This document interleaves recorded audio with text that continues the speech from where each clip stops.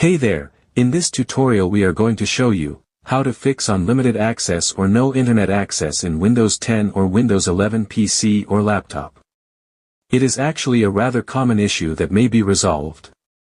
So the very first step is basically press on Window key and R key to open Run window. Once the Run window is open, type 𝐸𝐷.cpl. Once you have typed it, click on OK. Now here you need to make sure which internet you're using, and which adapter you're using. In my case I am using the Wi-Fi. In your case you might be using Ethernet or any other adapter. So select your adapter and right-click on your mouse. And click on Disable. And it will be disabled. Once it is done, again go to same drive and right-click on your mouse. And click on Enable.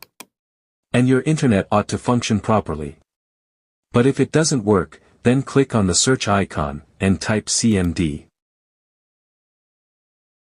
Now open it, run as an administrator, and it will ask you to say yes. Here you must execute a few commands that I will describe in the description box, through which you can copy it. Just copy the first one, and paste it. After pasting, hit enter on your keyboard. And this will successfully reset your network adapter. And the same thing for the second one as well, just do a copy-paste, and hit enter on your keyboard.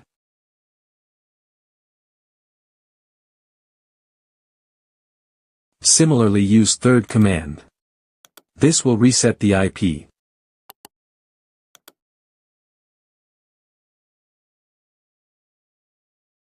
After doing all these three steps, you just need to restart the device. And then please check if you have successfully fixed limited access or no internet in Windows 10 or Windows 11. If you think this video is helpful for you, please like that video and hit the subscribe button to get more update video. Thanks for watching.